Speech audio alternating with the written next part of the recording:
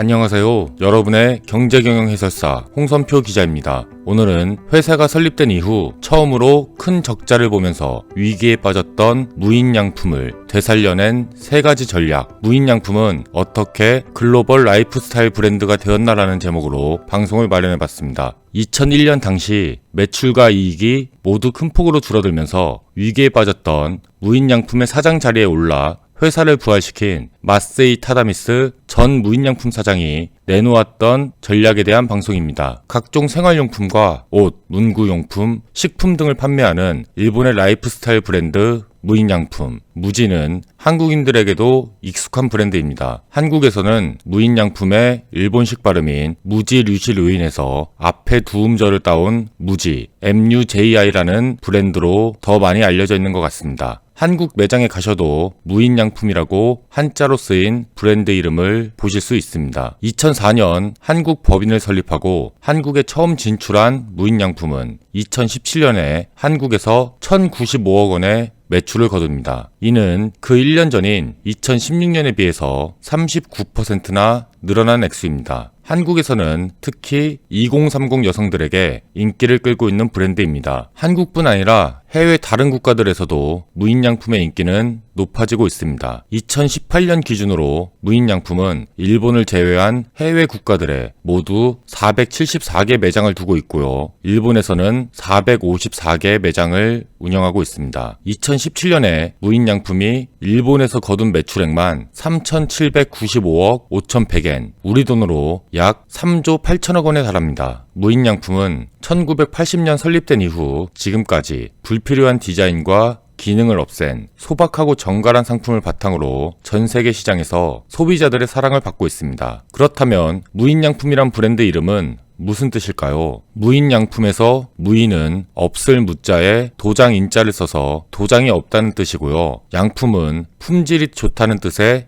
양자에 상품을 뜻하는 품자를 써서 좋은 품질의 상품이라는 뜻입니다. 두 개를 합하면 도장이 찍혀있지 않은 좋은 품질의 상품이라는 말이 되는데요. 여기서 말하는 도장이란 브랜드를 의미합니다. 쉽게 말하면 노 브랜드란 뜻입니다. 요즘 우리가 마트에 가면 쉽게 접할 수 있는 노브랜드 상품들의 원조가 무인양품이라고 보시면 됩니다. 브랜드 값이라는 거품을 빼서 가격은 합리적이면서 저렴한 수준으로 내리고 대신 품질은 좋게 만들겠다는 뜻이 담겨있는 이름입니다. 지금껏 말씀드렸던 것처럼 무인양품은 오늘날 일본은 물론 한국을 비롯한 전 세계 시장에서 착실하게 성장하면서 글로벌 브랜드로서 탄탄하게 자리를 다졌습니다. 하지만 이 회사 역시 위기가 없지는 않았습니다. 2001년에는 매출과 이익이 회사가 설립된 이후 처음으로 감소하면서 38억엔, 약 380억 원의 적자를 보면서 큰 위기에 빠지게 됩니다. 이번 방송에선 추락하던 무인양품의 구원투수로 등판해서 회사를 위기에서 구한 마세이 타다미스 전 무인양품 사장의 사례를 통해 위기에 빠진 회사를 되살려낸 전략 3가지에 대해서 알아보도록 하겠습니다. 마세이 타다미스 사장이 추락하던 무인양품을 되살리기 위해 실행한 대책들은 크게 3가지로 요약할 수 있습니다. 첫째, 보고서에서 불필요한 도장들을 줄여라. 둘째, 개인의 감이 아닌 조직의 경험으로 판단하게 하라. 셋째, 현장의 목소리는 공식적인 루트를 통해서 들어라입니다. 지금부터는 방송을 통해서 그 내용들을 하나씩 살펴보도록 하겠습니다. 마세이 사장은 원래 무인양품의 본사인 세존그룹에서 일하다가 자회사인 무인양품으로 좌천돼서 쫓겨난 인물이었습니다. 그 스스로가 자기 자신을 가리켜 무리를 지어 행동하는 걸 극도로 싫어하고 직장 생활 동안 술 마시자는 권유도 모두 거절했다고 말할 정도로 남들과의 타협을 모르는 성격이었습니다. 그가 본사에서 자회사로 쫓겨난 것도 상사들의 비위를 맞추지 않는 까다로운 성격 때문이었습니다. 하지만 그는 좌천된 뒤에도 포기하지 않고 자신에게 주어진 업무를 일을 악물고 해나가는데요. 그 결과 무인양품의 과장으로 발령받은 다음 해에는 부장으로 승진하고 또 그 다음 해에는 임원으로 승진할 수 있었습니다. 그는 직장 생활의 대부분을 인사부서에서 일하면서 보냈습니다. 사장이 된 이후 위기 탈출의 돌파구로 불필요한 업무 절차를 간소화하고 조직 문화를 개선하는 데 집중한 것도 인사부서에서 일하면서 얻은 경험 덕분이었습니다. 마쓰이 사장이 무인양품 사장으로 취임한 2001년은 창립 이후 20년간 빠른 속도로 성장하던 회사의 실적이 갑자기 곤두박질 치던 해입니다. 앞서 말씀드렸던 것처럼 매출과 이익이 모두 감소하면서 38억엔 약 380억 원의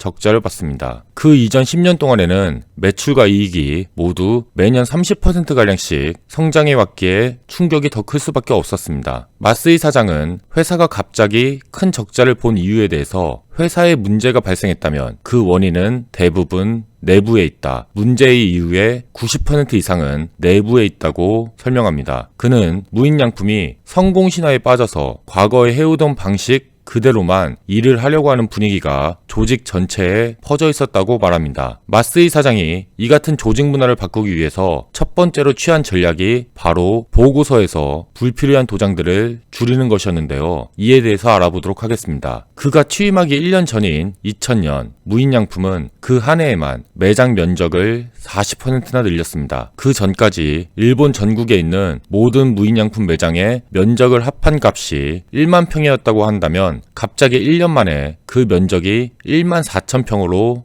늘어났다는 말입니다. 별다른 전략과 계획도 없이 무작정 새로운 매장들만 늘려나갔고 이는 결국 막대한 규모의 적자가 돼서 돌아오게 됐습니다. 이런 위기 상황에서 사장으로 취임한 그는 먼저 보고서 결제 절차를 줄이는 일부터 시작합니다. 보고서에 있는 결제 도장들의 숫자를 줄이기로 한 건데요. 결제 절차가 복잡한 건 직원들이 일이 잘못되었을 때의 위험, 리스크를 공유해서 일이 잘못되더라도 책임지지 않으려 했기 때문이란 걸 알고 있었기 때문입니다. 그가 취임하기 전에 무인양품에선 새로운 매장을 열기 위해선 8개에서 9개의 결제 도장을 받아야만 했습니다. 매장 개발부서, 상품 판매부서와 같은 전담 부서뿐만이 아니라 인사부서, 격리부서, 시스템 부서와 같이 새로운 매장을 여는 일과는 별다른 관련이 없는 부서의 부서장한테도 결제를 받아야 했던 것입니다. 출점 계획을 모르는 상태에선 채용 계획을 짤 수 없으니 인사부도 알아야 한다. 매장이 늘어나면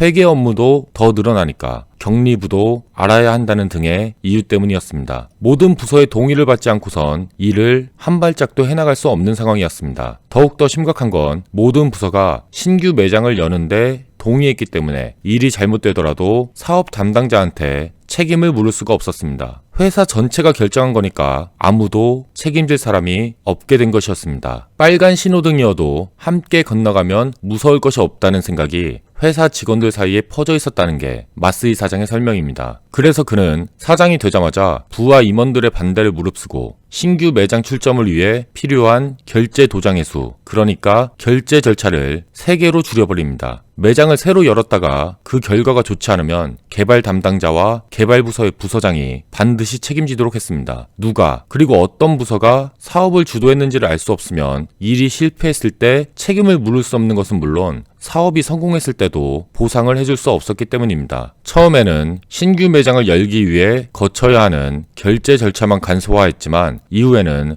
회사의 모든 보고서 결제 과정을 줄여나갔습니다. 마쓰이 사장의 두 번째 전략은 개인의 감이 아닌 조직의 경험으로 판단하게 하라였습니다. 마쓰이 사장은 무인양품이 오늘날처럼 전 세계로 뻗어나갈 수 있었던 성공 요인으로 어떤 직원이 일을 하더라도 성과를 낼 수 있는 시스템을 만든 것을 듭니다. 여기서 말하는 시스템이란 회사가 만들어진 이후 조직에 축적된, 그리고 지금 이 순간에도 본사와 전국 매장에 수많은 직원들의 머리와 몸에 쌓이고 있는 지혜와 노하우를 말합니다. 개개인의 감과 경험이 아닌 조직 차원의 지혜와 노하우를 바탕으로 문제를 해결해야 한다는 말인데요. 2000페이지에 달하는 매장용 매뉴얼 무지그램과 6000페이지에 달하는 본사용 매뉴얼 업무 기준서를 만든 것도 이 때문입니다. 무지그램과 같은 매뉴얼을 만들어야겠다고 결심한 계기를 다음과 같이 설명합니다. 마쓰이 사장은 어느 날 저녁에 다음날 아침 새로 문을 여는 신규 매장을 찾아갔습니다. 그런데 그 자리를 찾은 다른 점포의 베테랑 점장이 갑자기 이렇게 하는 게 맞다면서 진열된 상품들의 자리를 바꾸는 모습을 보였습니다. 여기까지였다면 그럴 수도 있겠다며 넘어갈 수 있었겠지만 응원을 위해 찾아온 또 다른 매장의 점장들까지 모두 나서서 자기만의 방식으로 매장 이곳저곳을 손보고 다니는 모습을 보였습니다. 그 순간 마스이 사장은 모두가 자신만의 방식으로 매장에 손을 대면 매장은 영원히 정돈될 수 없겠다. 점장이 100명이면 100가지의 매장 형태가 있다는 말이고, 이렇게 하면 무인양품만의 통일된 이미지를 갖추기 힘들겠다는 사실을 깨닫게 됩니다. 그래서 누가 어디에서 매장을 운영하더라도 동일한 모습과 분위기를 갖추고 똑같은 서비스를 제공할 수 있도록 매뉴얼을 만드는 작업에 나섭니다. 모든 무인양품 매장에서 동일한 경험을 제공하겠다는 말은 매장 안에 상품이 진열된 방식, 실내 분위기, 점원들이 고객을 응대하는 태도, 마네킹에 입힌 옷의 스타일, 손님들이 매장 안에서 움직이는 동선의 배치에 이르기까지 모든 걸 통일하겠다는 말과 같습니다. 그리고 이를 위해 무지그램이라는 2000페이지에 달하는 매뉴얼을 만들었습니다. 무지그램의 내용은 그 분량이 2000페이지나 되는 만큼 그 내용도 매우 세세합니다. 예를 들어서 무인양품 매장에서는 5종류의 옷걸이를 사용하고 있습니다. 매뉴얼에선 옷걸이 종류마다 옷을 걸 때 어떤 식으로 걸어야 하는지를 사진과 함께 보여주고 있습니다. 그리고 매장을 청소할 때는 어떻게 해야 하는지까지 나와 있습니다. 상품 진열 방식부터 청소하는 방법까지 모든 업무 과정을 매뉴얼로 만들어서 회사 직원들이 그대로 따르게 한다는 것은 얼핏 보면 매우 경직된 방식인 것처럼 보입니다. 트렌드는 계속해서 달라지는데 과거에 만들어진 매뉴얼만 붙잡고 있다면 구닥다리 브랜드로 외면받는 건 물론입니다. 무인양품 임직원들 역시 이런 문제를 잘 알고 있었습니다. 이런 문제를 예방하기 위해서 무인양품에서는 직원들 누구나 매뉴얼에 들어갈 아이디어를 낼 수 있게 했고, 이 같은 의견을 반영해서 매달마다 매뉴얼을 업데이트하고 있습니다. 마스이 사장의 세 번째 전략은 현장 목소리는 공식적인 조직을 활용해서 들어라입니다. 최고 경영자가 직접 현장을 돌아다니면서 현장 직원들의 목소리를 듣는 건 좋지 못한 소통 전략이라는 게 그의 생각입니다. 사실 마스이 사장 역시 사장 자리에 오르자마자 당시 일본 전역에 흩어져 있던 전국 직영점 107곳을 빠짐없이 돌아다니면서 현장의 목소리를 들었습니다. 마스이 사장이 취임했을 때는 회사가 큰 적자를 본 직후라 조직의 분위기를 추스르고 투자자와 언론에게 충분히 문제를 해결할 수 있는 능력이 있다는 것을 강조하기 위해서라도 현장 투어에 나설 만한 이유가 있었습니다. 하지만 마스이 사장은 최고 경영자가 꾸준히 현장의 목소리를 듣기 위해서는 신경 써야 할 점이 있다고 설명합니다. 사장이 직접 매장에 가서 현장 직원들의 목소리를 듣고 본사로 돌아오자마자 바로 담당 임원이나 부장을 불러서 지시를 내리면 안 된다는 것입니다. 그렇게 하면 본사의 임원들이 문제를 해결할 방법을 찾기보다는 누가 사장한테 고자질을 했는지를 찾아내려고만 한다는 말이었습니다. 마스이 사장은 가장 나쁜 소통 전략은 사장이 직접 매장으로 가서 현장의 목소리를 듣는 것이라고 말합니다. 바로 앞서 말했듯 이렇게 되면 내부 고발자를 찾는 일에만 관심이 쏠리기 때문입니다. 그는 이 같은 부작용을 없애면서도 현장의 생생한 목소리를 수집하기 위해서 어떻게 하면 회사의 공식적인 루트를 활용할 수 있을까를 고민합니다. 그 결과 감사실 조직을 활용하기로 결정합니다. 그 당시에 무인양품의 감사실은 매일 매장을 방문하면서 각 매장별로 문제점은 없는지를 체크하고 있었는데요. 마스이 사장은 이런 감사실에 감사 업무 외에도 자신의 지시가 매장에서 제대로 실행되고 있는지를 사진을 찍어서 보고하도록 했습니다. 그때마다 확인해야 하는 주제는 달랐지만 매주 월요일 12시 30분에 감사실로부터